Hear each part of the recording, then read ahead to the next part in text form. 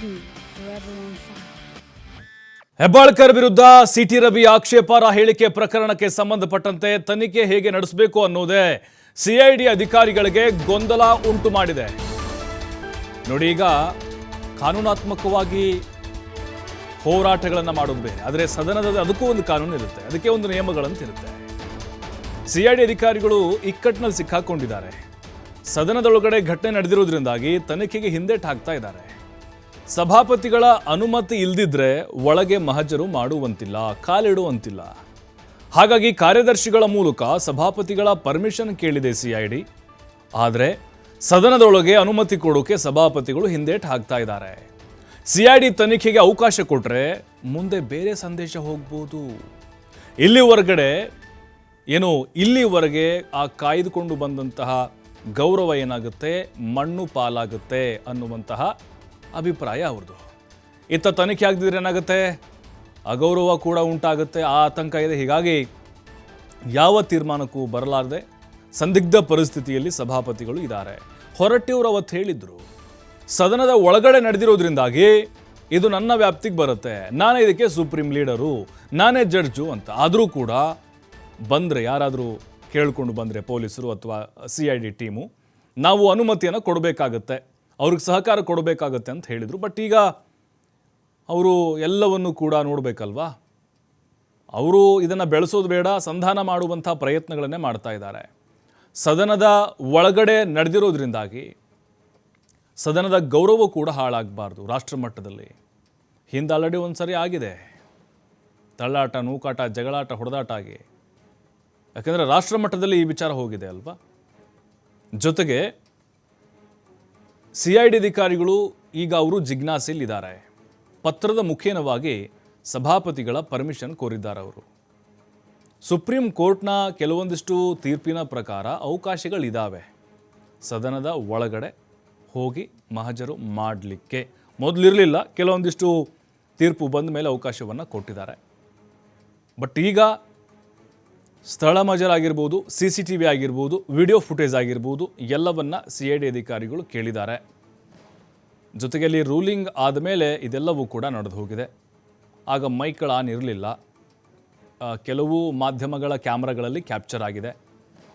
ಅದರ ಜೊತೆಗೆ CCTV ಫುಟೇಜ್ಗಳು, ಇದಕ್ಕೆ ಸಂಬಂಧಪಟ್ಟಂಗೆ ಮಾಹಿತಿಯನ್ನು ಸಿಐಡಿ ಅಧಿಕಾರಿಗಳು ಕಲೆ ಹಾಕ್ತಾ ಇದ್ದಾರೆ. ಈಗಾಗಲೇ ಪತ್ರದ ಮುಖೇನವಾಗಿ ಅವರು ಪರ್ಮಿಷನ್ ಕೇಳಿದ್ದಾರೆ ಸಭಾಪತಿಗಳದು.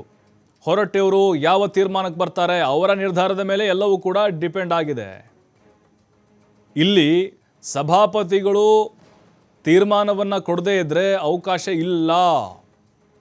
ಸುಪ್ರೀಂ ಕೋರ್ಟ್ನ ತೀರ್ಪು ಇರಬಹುದು, ಆದರೆ ಸಭಾಪತಿಗಳ ಪರ್ಮಿಷನ್ ಬೇಕೇ ಬೇಕಾಗುತ್ತೆ. ಅಂದರೆ ಸಭಾಪತಿಗಳು ತೀರ್ಮಾನ ಕೊಟ್ಟಿದ್ದೇ ಆದರೆ ಅಲ್ಲಿ ಪೊಲೀಸರು ಎಂಟ್ರಿ ಆಗಲಿಕ್ಕೆ ಅವಕಾಶ ಇರುತ್ತೆ, ಅವರಿಗೆ ತನಿಖೆ ಮಾಡಲಿಕ್ಕೆ, ಮತ್ತೊಂದು ಸ್ಥಳ ಮಹಜರ್ ಮಾಡಲಿಕ್ಕೆ.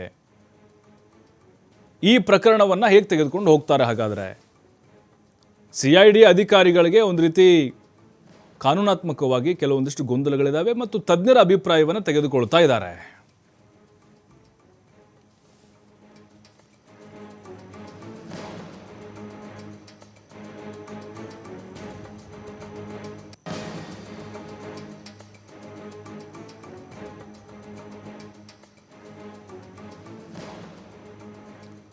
ಮತ್ತಷ್ಟು ಮಾಹಿತಿ ಶಿವಕುಮಾರ್ ನೀಡ್ತಾರೆ. ಶಿವಕುಮಾರ್, ಈಗ ಸಿಐಡಿ ಅಧಿಕಾರಿಗಳು ಒಂದು ರೀತಿ ಜಿಜ್ಞಾಸೆಯಲ್ಲಿದ್ದಾರೆ ಅಂತ ಅನಿಸ್ತಾ ಇದೆ, ಗೊಂದಲ ಇದೆ, ಏನು ಮಾಡಬೇಕು ಅನ್ನೋದು ತಿಳಿತಾ ಇಲ್ಲ, ತಜ್ಞರ ಸಲಹೆಗಳನ್ನು ಕೂಡ ಪಡೆಯೋಕ್ಕಾಗ್ತಾ ಇಲ್ಲ. ಸಭಾಪತಿಗಳೇ ಇಲ್ಲಿ ಸುಪ್ರೀಂ ಆಗಿರೋದ್ರಿಂದಾಗಿ ಯಾವ ರೀತಿ ಆಯ್ಕೆಗಳಿದ್ದಾವೆ ಸಿಐಡಿ ಅಧಿಕಾರಿಗಳಿಗೆ? ಇದಕ್ಕೆ ಅವಕಾಶ ಸಿಗ್ಬೋದಾ ಸ್ಥಳ ಮಹಜರು ಅವರು ಕೋರಿರುವಂತಹ ತನಿಖೆಗಳಿಗೆ? ಖಂಡಿತ ಪ್ರಭು. ಲಕ್ಷ್ಮೀ ಹೆಬ್ಬಾಳ್ಕರ್ ಹಾಗೆ CT ರವಿ ಅವರ ಗದ್ದಲ ಪ್ರಕರಣ ಏನಿದೆ, ಈ ಪ್ರಕರಣದಲ್ಲಿ ಯಾವ ರೀತಿಯಾಗಿ ತನಿಖೆಯನ್ನ ಮಾಡಬೇಕು ಅನ್ನುವಂತಹ ಗೊಂದಲಗಳು ಸಿಐಡಿಗೆ ಶುರುವಾಗಿದೆ. ಯಾಕೆಂದ್ರೆ ಸದನದ ಒಳಗೆ ಯಾವುದೇ ಕಲಾಪಗಳು ನಡೆಯುವಂತಹ ಸಂದರ್ಭದಲ್ಲಿ ಏನೇ ಆದ್ರೂ ಕೂಡ ಅದು ಸಭಾಪತಿಗಳ ವ್ಯಾಪ್ತಿಯೊಳಗೆ ಬರುತ್ತೆ. ಸಭಾಪತಿಗಳು ಸುಪ್ರೀಂ ಇದ್ದ ಹಾಗೆ, ಯಾಕೆಂದ್ರೆ ನ್ಯಾಯಾಧೀಶರು ಹೇಗಿರ್ತಾರೋ ಅದೇ ರೀತಿಯಾಗಿ ಸಭಾಪತಿಗಳು ಕೂಡ ಇರ್ತಾರೆ. ಅವರು ಏನ್ ರೂಲಿಂಗ್ ಅನ್ನ ಕೊಡ್ತಾರೆ, ಆರ್ಡರ್ ಅನ್ನ ಮಾಡ್ತಾರೆ, ಅದೇ ಅಂತಿಮವಾಗಿರುತ್ತೆ.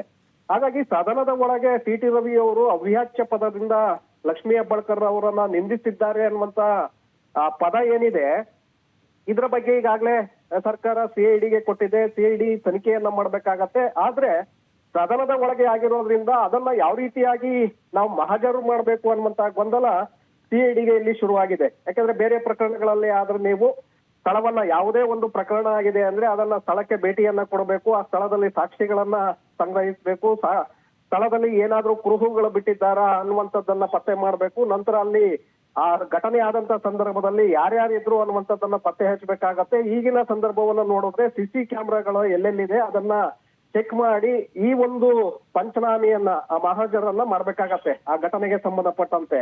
ಸೊ ಅದನ್ನ ಸಿಐಡಿ ಪೊಲೀಸರು ಮಾಡ್ಬೇಕಾಗತ್ತೆ. ಆದ್ರೆ ಇಲ್ಲಿ ಸದನದ ಒಳಗೆ ಆಗಿರೋದ್ರಿಂದ ಈಗ ಅವರ ಒಂದು ನಿಯಮಗಳಂತೆ ಮಹಾಜರು ಮಾಡ್ಲೇಬೇಕಾಗತ್ತೆ. ಈ ದೂರು ಸಲ್ಲಿಕೆ ಆಗಿರೋದ್ರಿಂದ ಸಿಐಡಿ ಈಗ ತನಿಖೆಗೆ ಕೊಟ್ಟಿರೋದ್ರಿಂದ ಅವರು ಸ್ಥಳ ಮಹಾಜರು ಮಾಡ್ಬೇಕಾಗತ್ತೆ. ಸ್ಥಳ ಮಹಾಜರು ಮಾಡ್ಬೇಕಾದ್ರೆ ಸದನದ ಒಳಗೆ ಇರೋದ್ರಿಂದ ಸಭಾಪತಿಗಳ ಅನುಮತಿ ಇಲ್ಲಿ ಕಡ್ಡಾಯ. ಈಗ ಸಭಾಪತಿಗಳು ರೂಲಿಂಗ್ ಕೊಟ್ಟಿದ್ದಾರೆ. ಸೊ ಅಲ್ಲಿಗೆ ಈ ಒಂದು ಪ್ರಕರಣಕ್ಕೂ ಕೂಡ ಕ್ಲಿಯರ್ ಕೊಟ್ಟಿದ್ದಾರೆ ಸಭಾಪತಿಗಳು. ಆದ್ರೆ ಈಗ ಸಿಐಡಿ ಅವರು ಅನುಮತಿಯನ್ನ ಸಭಾಪತಿಗಳು ಹೇಗ್ ಕೊಡ್ತಾರೆ, ಇಲ್ಲಿ ಗೊಂದಲಗಳು ಕೂಡ ಇದೆ. ಸಭಾಪತಿಗಳು ತಾವೇ ಒಮ್ಮೆ ಆರ್ಡರ್ ಅನ್ನ ಕೊಟ್ಟಿರೋದ್ರಿಂದ ಮತ್ತೊಮ್ಮೆ ಅದನ್ನ ಪರಿಶೀಲನೆ ಮಾಡೋದಕ್ಕೆ ಅವಕಾಶವನ್ನ ಮಾಡ್ಕೊಡ್ತಾರ ಹೇಗೆ ಅನ್ನುವಂಥದ್ದನ್ನು ನೋಡ್ಬೇಕಾಗತ್ತೆ. ಸಭಾಪತಿಗಳು ಒಂದು ವೇಳೆ ಏನಾದ್ರೂ ಅವಕಾಶವನ್ನ ಮಾಡಿಕೊಡದೆ ಇದ್ರೆ ಸ್ಥಳ ಮಹಾಜರನ್ನ ಮಾಡೋದಕ್ಕೆ ಅವಕಾಶಗಳು ಇರೋದಿಲ್ಲ, ಸಾಧ್ಯ ಆಗೋದಿಲ್ಲ. ಸ್ಥಳ ಮಹಾಜರು ಮಾಡದೆ ಹೋದ್ರೆ ಸಿಐಡಿ ತನಿಖೆ ಸಂಪೂರ್ಣ ಆಗೋದಿಲ್ಲ. ಯಾಕಂದ್ರೆ ಯಾವುದೇ ಪ್ರಕರಣ ಇದ್ರೂ ಕೂಡ ಸ್ಥಳ ಮಹಾಜರು ಕಡ್ಡಾಯವಾಗಿರುತ್ತೆ. ಮಹಾಜರು ಮಾಡದೆ ಹೋದ್ರೆ ನೀವು ಅದು ಅಪೂರ್ಣ ಆಗತ್ತೆ ತನಿಖೆ. ಸೊ ಹಾಗಾಗಿ ಸಭಾಪತಿಗಳಿಗೆ ಕೂಡ ಸಿಐಡಿ ಅಧಿಕಾರಿಗಳು ಪತ್ರವನ್ನ ಬರೆದಿದ್ರು. ಸಭಾಪತಿಗಳು ನೇರವಾಗಿ ನಮ್ಗೆ ಪತ್ರವನ್ನ ಬರೆಯೋದಕ್ಕೆ ಅವಕಾಶಗಳಿಲ್ಲ ಅನ್ನುವಂತ ಸೂಚನೆಯನ್ನ ಕೊಟ್ಟಿರೋ ನಂತರ ಕಾರ್ಯದರ್ಶಿಗಳಿಗೆ ಸಿಐಡಿ ಅಧಿಕಾರಿಗಳು ಪತ್ರವನ್ನ ಬರೀತಾರೆ. ಸಿಐಡಿ ಅಧಿಕಾರಿಗಳು ಬರೆದಂತ ಪತ್ರಕ್ಕೆ ಇಲ್ಲಿಯವರೆಗೂ ಕೂಡ ಸಭಾಪತಿಗಳು ಯಾವುದೇ ರೀತಿಯಾದಂತ ಅನುಮತಿಯನ್ನ ಕೊಟ್ಟಿಲ್ಲ. ಸೊ ಹಾಗಾಗಿ ಈ ಪ್ರಕರಣ ಸಾಕಷ್ಟು ಗೊಂದಲ ಮತ್ತಷ್ಟು ಮುಂದುವರಿತಾ ಇದೆ. ಯಾಕಂದ್ರೆ ಈ ಕಡೆ ಸಭಾಪತಿಗಳಿಗೆ ಮತ್ತೊಮ್ಮೆ ಪರಿಶೀಲನೆಗೆ ಅವಕಾಶವನ್ನ ಮಾಡ್ಕೊಡ್ಬೇಕಾ ಹೇಗೆ ಅನ್ನುವಂತ ಗೊಂದಲ ಕೂಡ ಸಭಾಪತಿಗಳಲ್ಲಿದೆ. ಥ್ಯಾಂಕ್ ಯು ಶಿವಕುಮಾರ್ ತಮ್ಮೆಲ್ಲ ಮಾಹಿತಿಗಾಗಿ.